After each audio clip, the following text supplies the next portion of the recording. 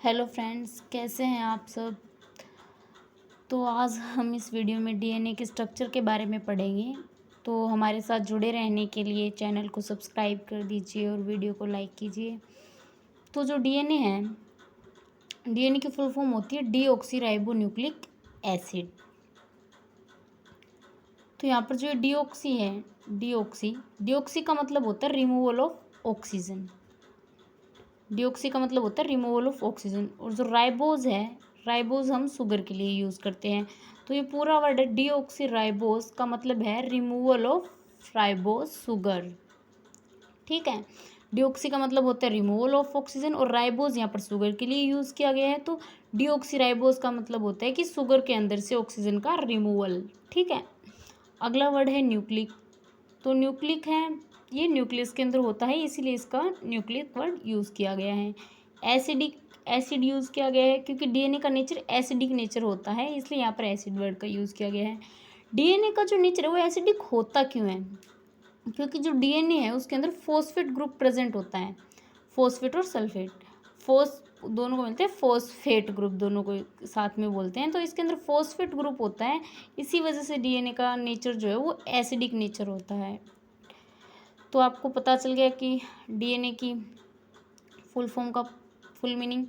अब हम आगे बात करते हैं कि डीएनए के अंदर होता क्या है, क्या क्या प्रेजेंट होता है। तो जो डीएनए है, डीएनए के अंदर पेंटोज शुगर, तो इस शुगर प्रेजेंट है। तो हमने स्टार्टिंग में ही देख लिया कि डीऑक्सी राइबोज शुगर।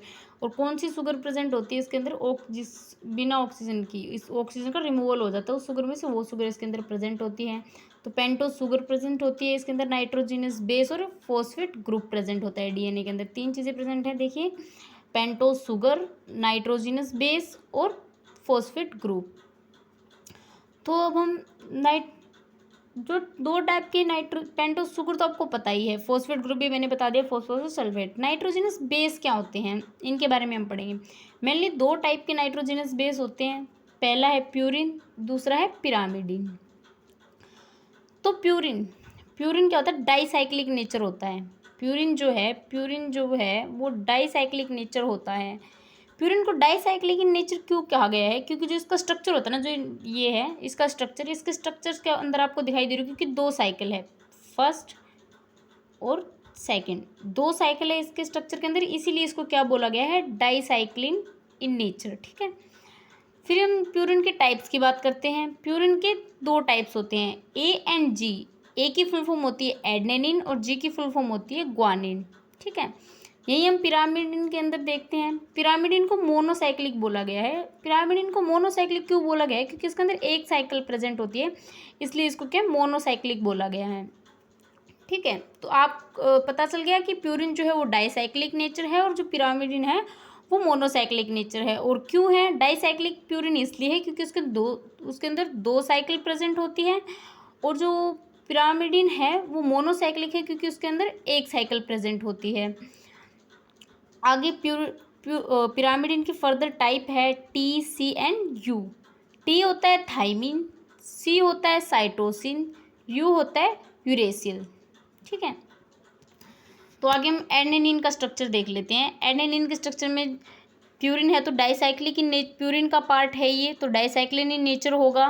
तो इसके अंदर स्ट्रक्चर के अंदर आप देख सकते हैं कि कार्बन ने नाइट्रोजन के साथ डबल बॉन्डिंग की हुई है। तो यहाँ पर 3 बॉन्ड है कार्बन और नाइट्रोजन के बीच, देखिए डबल बॉन्ड है और 3 बार बॉन्डिंग की हुई है। तो 3 डबल बॉन्ड प्रेजेंट है नाइट्रोजन और कार्बन के बीच में। ठीक है, यही हम थाइमिन का स्ट्रक्चर देखते हैं।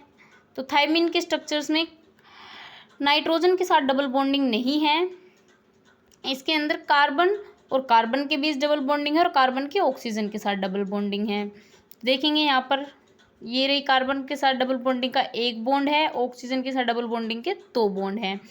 तो ये मोनोसाइक्लिक स्ट्रक्चर है इसका, क्योंकि ये पिरामिडिन है। पिरामिडिन के जितने भी पार्ट्स हैं उनका मोनोसाइक्लिक स्ट्रक्चर होगा, और जो प्यूरिन के जितने भी पार्ट हैं उनका डाईसाइक्लिक स्ट्रक्चर होगा, क्योंकि वो डाईसाइक्लिक इन नेचर है। अब हम आगे फिर से बचे हुए पार्ट देखते हैं इनके। जो प्यूरिन का 2 पार्ट थे प्यूरिन के, उनमें से हमने एक तो पढ़ लिया, अब दूसरा है एडेनिन। तो इसका देखिए, इसके अंदर भी कार्बन और नाइट्रोजन के बीच डबल बॉन्डिंग है, यहाँ पर भी 3 बॉन्ड प्रेजेंट है कार्बन और हाइड्रोजन के बीच, और एक NH2 ग्रुप प्रेजेंट है। यही हम साइटोसिन का स्ट्रक्चर देखते हैं, मोनोसाइक्लिक स्ट्रक्चर है क्योंकि ये पिरामिडिन है। पिरामिडिन का हमेशा मोनोसाइक्लिक स्ट्रक्चर होता है, इसके पार्ट्स का भी मोनोसाइक्लिक स्ट्रक्चर होगा। तो इसके अंदर भी कार्बन और नाइट्रोजन के बीच में डबल बॉन्डिंग है, और कार्बन के बीच में भी डबल बॉन्डिंग है। इसमें तीनों टाइप की बॉन्डिंग प्रेजेंट है। देखिए, कार्बन और नाइट्रोजन के बीच में भी डबल बॉन्डिंग प्रेजेंट है, कार्बन के बीच में डबल बॉन्डिंग प्रेजेंट है, और कार्बन और ऑक्सीजन के बीच में भी डबल बॉन्डिंग, और NH2 ग्रुप भी प्रेजेंट है। ठीक है, साइटोसिन के अंदर। अगला है यूरेशियल का स्ट्रक्चर्स। यूरेशियल के अंदर कार्बन के डबल बॉन्डिंग प्रेजेंट है, और कार्बन ऑक्सीजन के बीच में डबल बॉन्डिंग है। ठीक है, ये हो गया यूरेशियल का स्ट्रक्चर। अब हम देखते हैं कि डीएनए के अंदर इनमें से कौन कौन से नाइट्रोजनस बेस प्रेजेंट होते हैं। हम डीएनए के बारे में पढ़ रहे हैं, तो मैंने मेनली आपको नाइट्रोजनस बेस बता दिए कितने टाइप के होते हैं, कौन कौन से। अब हम देखते हैं कि डीएनए के अंदर कौन से नाइट्रोजनस बेस प्रेजेंट होते हैं। डीएनए के अंदर प्यूरिन के तो A एंड G, प्यूरिन के तो दो ही टाइप थे, एडेनिन और ग्वानिन। तो डीएनए के अंदर प्यूरिन के तो दोनों ही टाइप प्रेजेंट होते हैं, एडेनिन और ग्वानिन। दूसरा हम देखते हैं पिरामिडिन। पिरामिडिन के कौन कौन से टाइप डीएनए के अंदर प्रेजेंट होते हैं, T एंड C, यानी thymine and cytosine. DNA pyrimidine के आपने देखा था कि 3 टाइप्स होते हैं, साइटोसिन, थायमिन एंड यूरेशियल। पर डीएनए के अंदर सिर्फ 2 ही प्रेजेंट होंगे, C एंड T, यानी थायमिन एंड साइटोसिन। जो यू है, यूरेशियल है, वो आरएनए के अंदर प्रेजेंट होता है। ठीक है, यूरेशियल जो है वो आरएनए के स्ट्रक्चर के अंदर प्रेजेंट होता है। और वो क्या करता है, जो आरएनए के स्ट्रक्चर के अंदर, ये जो डीएनए के अंदर जो थायमिन होता है ना, जहाँ पर थायमिन प्रेजेंट होता है, उसको रिप्लेस करके यूरेशियल अटैच हो जाता है आरएनए के अंदर। ठीक है, अब हम देखते हैं कि डीएनए के अंदर कुछ न्यूक्लियोसाइड्स प्रेजेंट होते हैं और न्यूक्लियोटाइड्स, 2 टाइप्स के प्रेजेंट होते हैं। न्यूक्लियोसाइड्स होता है कि एक न्यूक्लियोटाइड्स होता है। तो हम पहले देखते हैं न्यूक्लियोसाइड्स के बारे में। न्यूक्लियोसाइड की फॉर्मेशन कैसे होती है। न्यूक्लियोसाइड्स की फॉर्मेशन होती है, जो हमारे प्यूरिन और पिरामिडिन है, वो पेंटोज शुगर के साथ मिलके न्यूक्लियोसाइड्स की फॉर्मेशन करते हैं। तो देखिए क्या लिखा हुआ है, formed by purine, pyrimidine and pentose sugar called deoxy nucleosides. की ये क्या बोल रहे हैं कि जो हमारा प्यूरिन है और पिरामिडिन है, वो पेंटोज शुगर के साथ मिलके क्या बनाएंगे, न्यूक्लियोसाइड्स बनाएंगे। और न्यूक्लियोसाइड्स की फुल फॉर्म क्या होती है, डीऑक्सी राइबोन्यूक्लियोसाइड्स। और कौन कौन से न्यूक्लियोसाइड्स होते हैं, 4 टाइप के होते हैं नीचे, AMP, GMP, TMP और CMP। ये 4 टाइप के न्यूक्लियोटाइड्स बनते हैं।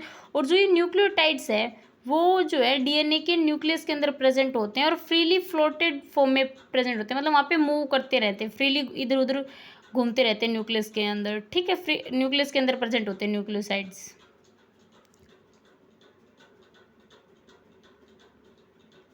अब हम दूसरा डिस्कस करते हैं, न्यूक्लियोटाइड्स। पहले हमने न्यूक्लियोसाइड्स देखा था, अब न्यूक्लियोटाइड्स देखते हैं। न्यूक्लियोटाइड्स क्या होता है, न्यूक्लियोटाइड्स की फॉर्मेशन कैसे होती है। न्यूक्लियोटाइड्स की formation purine and pyrimidine is joined by a deoxyribose pentose sugar. कि जो प्यूरिन है और पिरामिडिन है, वो किसके थ्रू ज्वाइन होंगे, डीऑक्सीराइबोज पेंटोज शुगर।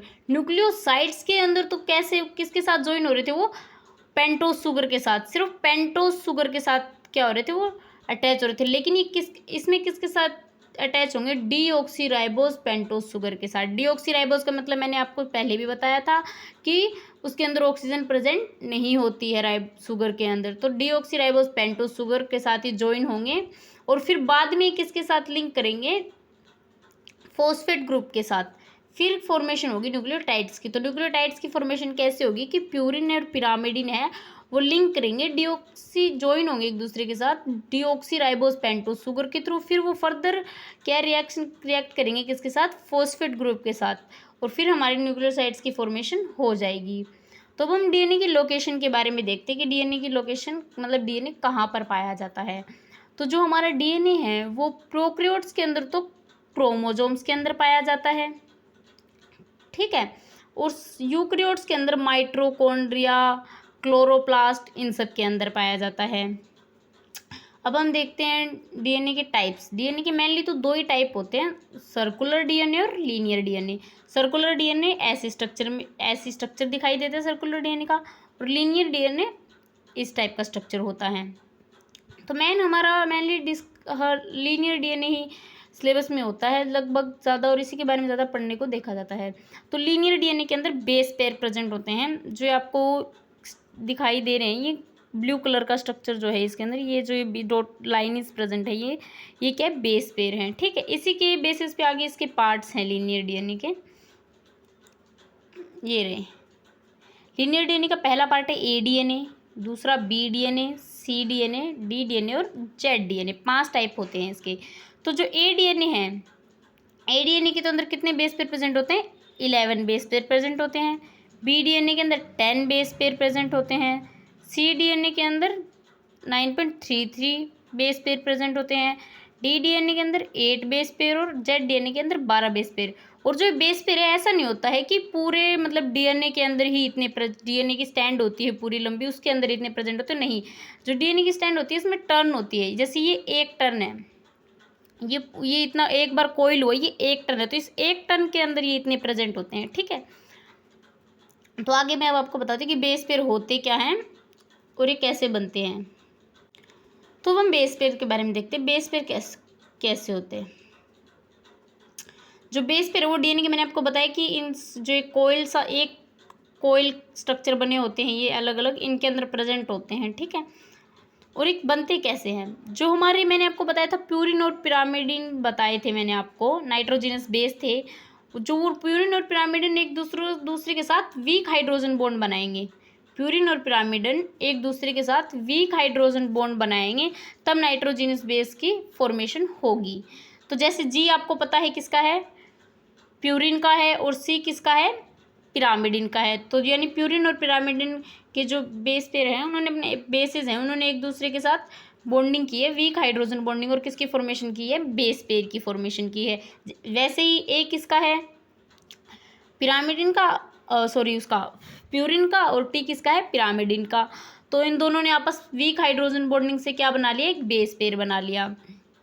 और जो बेस पेयर है वो भी 2 टाइप के होते, बेस पेयर भी मैंने 2 जो डीएनए उनके अंदर कई टाइप से प्रेजेंट होते हैं। डीएनए की स्ट्रैंड्स के अंदर पेड बेसिस प्रेजेंट होते हैं, उनको तो ऐसे बोलेंगे कि जो ये वीक हाइड्रोजन बॉन्डिंग से एक दूसरे के साथ बॉन्ड बनाकर प्रेजेंट होते हैं, उनको पेड बेसिस कहते हैं। अगर ये नाइट्रोजनस बेस फ्रीली प्रेजेंट है किसी डीएनए स्ट्रैंड के अंदर, तो उनको अनपेड बेसिस बोलेंगे या फिर अनयूजुअल बेसिस बोला जाएगा, ठीक है दोस्तों। तो ये हमने डीएनए के बारे में डिस्कस किया। तो ये फ्रेंड्स, आज हमने इस वीडियो में डीएनए के बारे में डिस्कस कर लिया।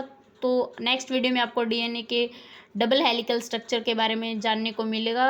तो थैंक यू फ्रेंड्स, और चैनल को ज़्यादा से ज़्यादा सब्सक्राइब कीजिए और लाइक कीजिए।